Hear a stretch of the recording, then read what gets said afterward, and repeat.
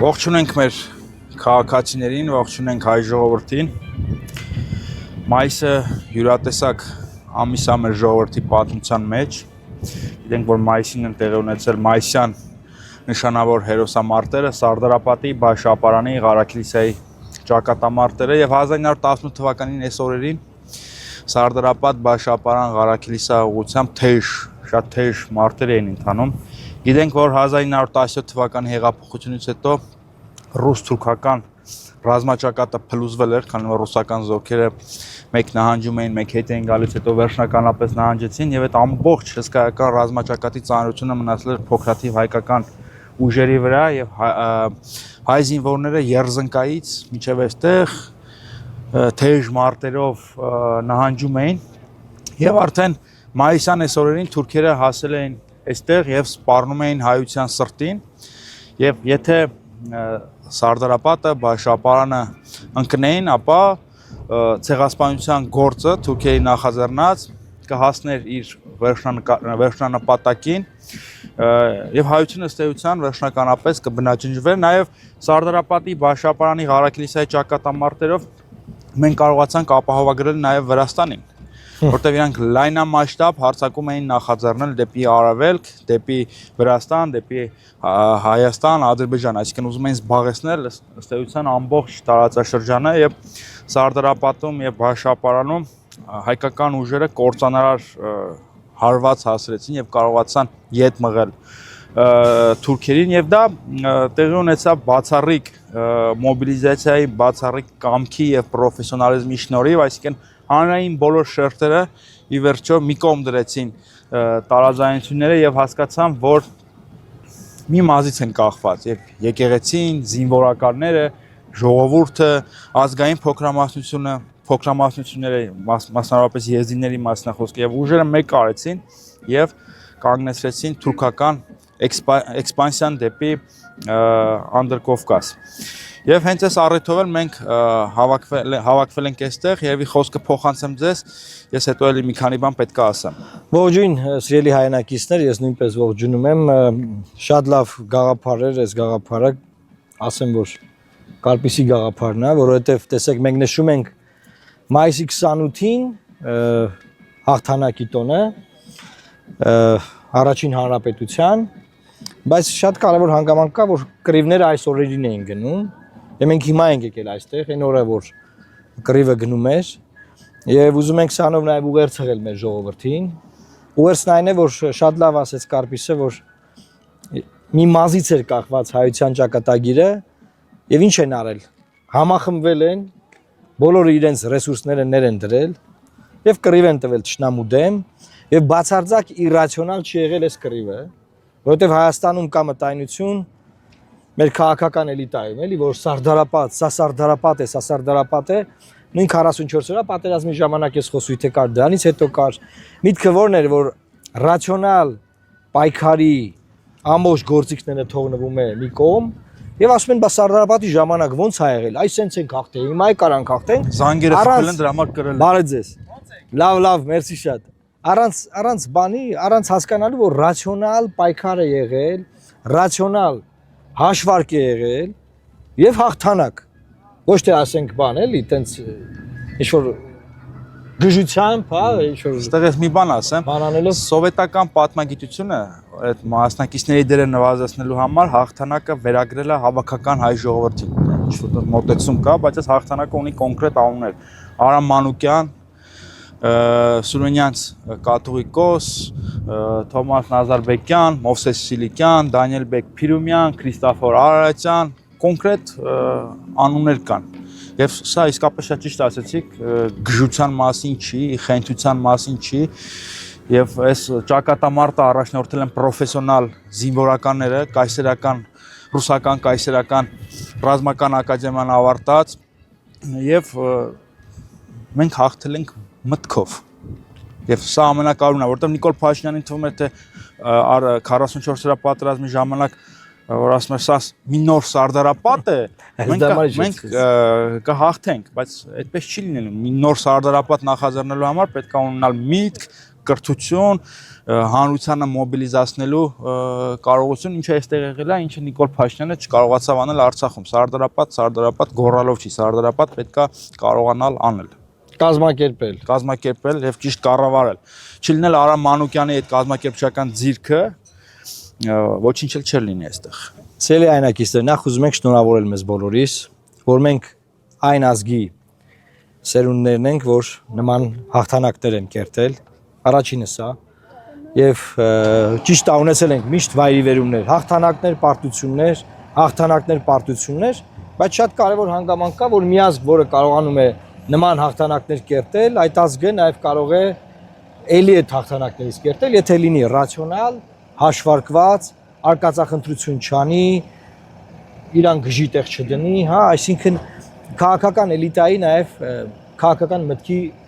սրության մասին այս ամեն ինչը եւ կարող մարդիկ զամանան ասեն հիմա 100,000 շավա գնում, չէ, ինչ որ մարդիկ վիճում են, կռվում են, բանավիճում են, իրար ինչ ասես ասում են, բան, մենք եկել ենք այստեղ Սարդարապատի ես հրաշք հուշահամալիրի մոտ մենք բան ենք անում, մեր ժողովրդին ուղերձներ ենք տալիս։ Ինչ կասես այդ մասին։ Մենք չընդհատվող Սարդարապետյան տրամաբանության կողմնակից ենք։ Խոսքը անվերջանալի պատերազմի մասին չի։ Այսինքն ազգային մոբիլիզացիա տարբեր հարցերի շուրջ, ազգային մոբիլիզացիա տնտեսության համար, արդար պետություն ստեղծելու համար եւ ինչու՞ չէ նաեւ Հայաստանի հակառակորդներին յետ մղելու եւ ջախջախելու շուրջ։ Այսինքն Սարդարապետյան տրամաբանությունը պետքա միշտ գործի, այլ ոչ թե առաջնորդվենք վերջին հույսի ճակատամարտի տրամաբանությամբ։ Համաձայն եմ։ Բանից անցել է նոր մոբիլիզացվենք ու փրկվենք։ Այդպես չի լինի եւ այդ Սարդարապետյան լոգիկան պետքա անդադ եւ միշտ շարունակվի եւ Նիկոլ Փաշինյանը այստեղ մի բան էլ չի հասկանում եւ ընդհանրապես եթե Սարդարապետի ճակատամարտը, մայիսյան հերոսամարտերը, առաջին հանրապետության պատմությունը ճիշտ դասավանդվեր դպրոցներում, այդ դասագրքերում հեքիաթներ չպատմեին, մենք չենք ունենա Արադ Միրզոյաններ, Ռուբեն Ռուբինյաններ, այդ դասերը, որ իրանք ճիշտ հասկանային, մենք չենք ունենա Նիկոլ Փաշինյաններ եւ 100 տարի անց իրանք չեն գնա եւ նմանատիպ պարտություններ չեն բերի մեր գլխին, որտեղ իրանք ամենակարևոր դասը չէին հասկացել, որ ճակատամարտի հաղթանակից հետո պետք է գա ճիշտ քաղաքականությունը, որտեղ ես ուզում եմ հիշեցնել, այս տարածքներում թուրքերին ջախջախած հայերը ընդամենը 2 տարի անց հանձնեցին Կարս քաղաքը եւ պարտվեցին հայ-թուրքական պատերազմում։ Ես ուզում եի դա ասեմ, որ դրա մասին է խոսենք։ Եվ դա ինչի հետևանքներ։ Սխալ քաղաքականության, քաղաքական պահը չզգալու, որովհետեւ մենք էլ հաղթեցինք առաջին Արցախյան պատերազմում, հետո քայքայեցինք եւ արժեզրկեցինք մեր հաղթանակը։ Եվ հետո Շուշին եւ Ստեփանակերտը տարանք նվիրեցինք Ալիևին, սխալ քաղաքականության պատճառով։ Այ Նիկոլ Փաշինյանը եթե սա հասկանար, որ Սարդարապետում հաղթածները հետո հանձնել են Կարսը առանց լուրջ կռվի։ Միգուցե 2019 թվականին այլ քաղաքականություն իրականացներ։ Միգուցե հիմա այլ քաղաքականություն իրականացնի, որտեղ մի նոր պարտության է տանում։ Այսինքն մենք կանխատեսում ենք կարծես որ եթե այս իշխանությունը վերընտրվում է, վերարտադրվում է, նոր վտանգներ ունենք, անվտանգային, հա, եւ այդ որ շատ է հիմա վաճառվում էլի, պրոդուկտ է վաճառում հիմա, այսօր ասուլիսի ժամանակ Նիկոլ Փաշինյանն ասաց ես հպարտ եմ, որ կարողացել եմ Հայաստանը ազատագրել թակարդից։ Այսինքն այդ իր պատկերացած թակարդից որ ինքը ազատագրել է, ես կարծում եմ ոչ թե ինքը թակարդից է ազատագրել, այլ թակարդի մեջ է մտցրել։ Ուղղակի էլի post factum հետագայում պետք է ասի կներեք Ժորժ ջան չի հասկանում։ Ոնց որ այն ժամանակ։ Հայ քաղաքական միտքը միշտ միֆերով է առաջնորդվում։ Ինքը այն մեր բնական միջավայրը անվանում է թակարդ։ Ինքը հիմա մեզ փորձում է մեր բնական միջավայրից հանի եւ դուրս շպրտի մեր բնական միջավայրից, որտեղ ինչ եղավ։ Ո՞լ չենք լինի։ Ինչ եղավ առաջին։ Արցախի ժողովուրդը ասում են գերի էր 150,000 ժողովուրդ գերի էր Արցախում։ Նրանց ազատագրեցին ասում են, այսինքն թակարդի մեջ էին ըստ իրանց։ Ինչ նկատի ունեմ, օրինակ գբերենք առաջին հանրապետության օրինակով, մենք արդեն 100 տարի մղկտում ենք, որ ռուս-թուրքական դաշինքը կործանեց մեր առաջին հանրապետությունը, մեր հողերը, մեր տարածքները նվիրեցին թուրքերին։ Բայց ըստ էության ինչ էր եղել, էլի Թուրքիան, Ռուսաստանը պարտվել էին առաջին աշխարհամարտում։ Ռուսաստանը դե ի սկզբանե Անտանտի կազմում էր, բայց հեղափոխության պատճառով դուրս եկավ պատերազմից եւ դարձավ ըստ էության Բրեսլիտովսկի պայմանագրով պարտված կողմ։ Եվ բնականաբար Թուրքիան առանձին, Ռուսաստանը առանձին փորձում էին դիմագրավել Անտանտին, Մեծ Բրիտանիային եւ Ֆրանսիային։ Եվ նրանց շահերը համընկնում են, հայտնվում են համագործակցային եւ հետո դաշինքային տրամաբանության մեջ եւ Լենինը ինչ էր անում, փորձում էր հեղափոխական արդեն Աթաթուրքի գլխավորությամբ Թուրքիայի միջոցով կարմիր հեղափոխությունը տարածել Մերձավոր Արևելքում։ Եվ իրանք համատեղ իրանք շահերը համընկել էին, որ դիմագրավեին Անտանտին։ Իսկ տարածաշրջանում այդ ժամանակ ով էր Անտանտի դաշնակիցը։ Հայաստանի Հանրապետությունը, որը նրանք անվանում էին իմպերիալիզմի որջը։ Նա ես չէի ուզենա տանենք շատ պատմական խորքեր, բայց ուզում եմ մի ուղերձ տանք, որ բայց հիմա էլ չէ, այդ եմ ուզում ասել։ Հիմա նորից Ռուսաստանի հետ հարաբերությունները լարվում են։ Թուրքիայի հետ հարաբերությունները չեն կարգավորվում։ Եվ էլի մենք այդ նույն հիմարությամբ մեզ հակադիր ենք դարձնում տարածաշրջանային ուժերին, հակադիր ենք դարձնում Իրանին։ Տարածաշրջանային ուժ է Իրանը։ Եվ հետո հիմա որ վերջում մի վատ բան լինի, պետք է ասենք ռուս, թուրք, իրանական դաշինքը ինչ արեց Հայաստանին։ Ժորժ ջան, ես ինչ եմ ուզում ասեմ, ուզում եմ ասեմ, լավ կարելի է օրինակ պատմության դասերը լավ սովորած, պատմությունից լավ հետևություններ արած, պատմությունից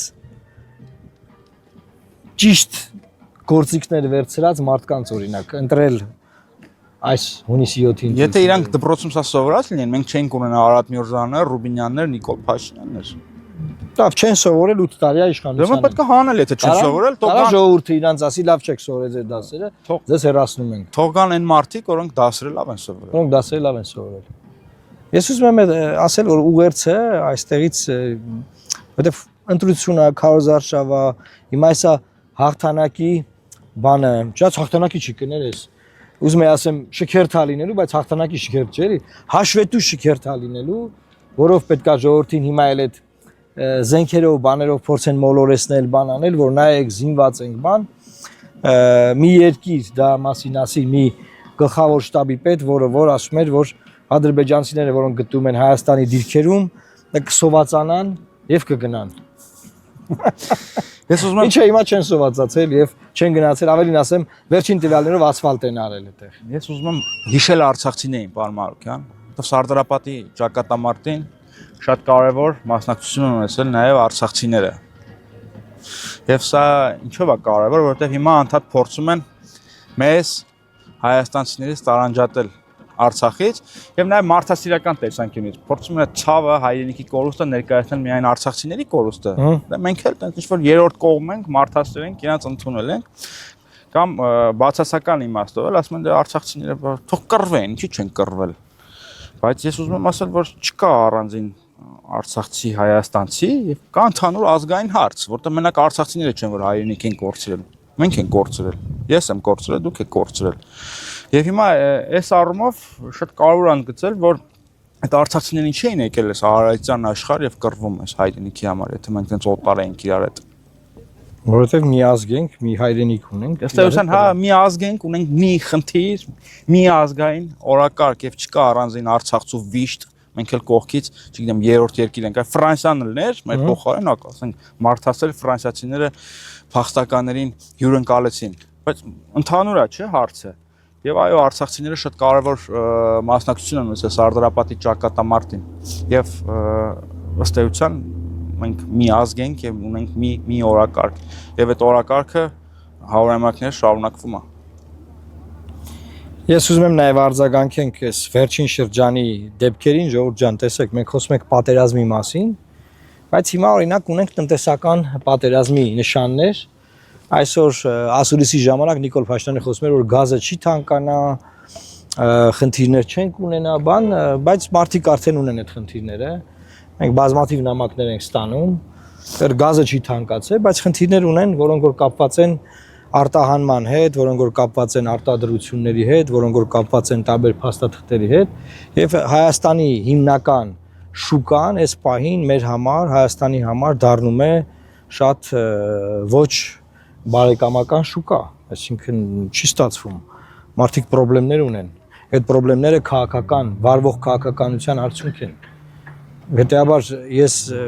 մի բան եմ տեսնում, որ ոչ միայն մենք պետք է մարդկանց ասենք, որ հունիսի 7-ի ընտրություններով նաև որոշվում է Հայաստանի տնտեսական ապագան, քաղաքական ապագան, նաև խաղաղության հարցը, որովհետև իշխանությունը Արցախի կորուստը, վերջին բոլոր կորուստները ներկայացնում է որպես ձեռքբերումներ, Հայաստանի անկախացում եւ հաղթանակ։ Եվ այդ հաղթանակից հետո կարա գա, ասենք, այն ինչ որ դուք նկարագրում եք, չեմ ուզում ձեր նկարագրում։ Ես նախ չեմ համարում, որ դա հաղթանակներ են, դա աբսուրդ խայտարակություն է, բայց մենք ունեցել ենք, չէ՞, նման իրավիճակներ, որ փորձում են կորուստը ցույց տալ որպես ձեռքբերում, հետո ավելի մեծ բաներ են կորցնում։ Եվ դա Մարդկանց հիմարացնելու բանն է, էլի, պահվածքը։ մենակ սարդարապատով չի, նորից եմ ասում, վերջին հույսի ճակատամարտով չի։ Հասարակություններին քայքայում են մշակութային, տնտեսական, քաղաքական տեսանկյունից։ Եվ հետո նոր հերթ ասում է վերջին հույսի ճակատամարտին, որը կամ կլինի կամ չի լինի։ Այդպես չի։ Այս նույն ադրբեջանցիների վերադարձի հարցն է, Ժողովուրդ ջան։ Նախիջևանում մարդիկ մեծ համաժողով են կազմակերպում վերադարձ Արևմտյան Ադրբեջան, ստե քննարկում են, որ սուտ է, տես բան չկա, հանգիստ ապրեք։ Հանգիստ ապրեք, դուք գործ չունեք։ Եվ ամփոփելով, արի շնորհավորենք այսօր վերջին զանգն է Հայաստանում։ Երկնել միացա։ Հա, երկնել միացել է, Ժողովուրդ ջան, վերջին զանգը նշում են այնտեղ, կգնանք շնորհավորենք բոլորին նաև անձամբ։ Ես ուզում եմ բոլոր շրջանավարտներին կոչ անել լինել իրազեկ, լինել քաղաքացիական բարձր գիտակցությամբ։ Այս օրերի ընթացքում պատահում են, որ մարդուն բուկլետ է տալի, ասում է, ես քաղաքականությամբ չեմ զբաղվում։ Ասեմ, եղբայր, ես քեզ չեմ հրավիրում քաղաքականությամբ զբաղվելու, թեպետ լավ կլիներ։ Բայց քաղաքացի ես, ընտրելու իրավունք ունես, սա էլ ընտրություններ է, քարոզարշավ է, վերցրու ուսումնասիրես կորոշես։ Մարդկանց մեջ այդ մտած բանն է, էլի որ քաղաքականությունը վատ բան է, չի կարելի, հեռու մնանք, փախնենք, գործ չունենք, բան, վերջում հանգում են կատաստրոֆիկ արդյունքների, այն մարդկանց պատճառով, ովքեր այդ անտարբերության արդյունքում վերընտրվել են կամ եկել են իշխանության։ Հետաբար շրջանավարտներին ես ուզում եմ կոչ անել, որ լինեն ակտիվ։ Քաղաքականապես։ Քաղաքական բառն է արյան, քաղաքացիական ակտիվ գիտակցությամբ։ Դե որտեվ այդ քաղաքականություն բառը մեր միջավայրում շատ այլասերվել։ Դե որտեվ այլասերվածներ են մտել քաղաքականությամբ։ Եվ Նիկոլ Փաշինյանը այդ այլասերումը էլ ավելի է խորացրել։ Եվ մարդիկ քաղաքականությունը ինչ որ վատ բաների հետ են ասոցացնում եւ չհասկանալով, որ քաղաքականությունը իրենց կյանքի մասին է։ Մեր սկզբունքը արիստոտելյան սկզբունքն ենք մենք օգտագործում, ասում ենք քաղաքականությունը մարդկանց կյանքը երջանիկ դարձնելու միջոց է եւ մենք երբ որ կուսակցությունը հիմնադրում էինք, այդ կարգախոսը օգտագործում ենք շատ։ Արիստոտելը սխալ բան չէր ասի։ 100%։ Այսքանն էր այսօր, սիրելի հայրենակիցներ, այսօր մենք Արմավիրի մարզում ենք գտնվում, երեկոյան կշարունակենք քարոզարշավը քաղաք Երևանում, իսկ վաղը կլինենք Սյունիքի մարզում։ Հետևեք մեզ, մեր սոցիալական ցանցերից, մենք ասել էինք, որ մեր քարոզարշավը տարբերվելու է, չի լինելու նախորդ քարոզարշավների նման, եւ մենք պետությունը պահելու, մեր ազգի ինքնությունը պաշտպանելու կարևոր ուղերձներ ենք հղում, կարևոր նշանային վայրերից։ Աստված պահապան Հայաստանի Հանրապետությանը։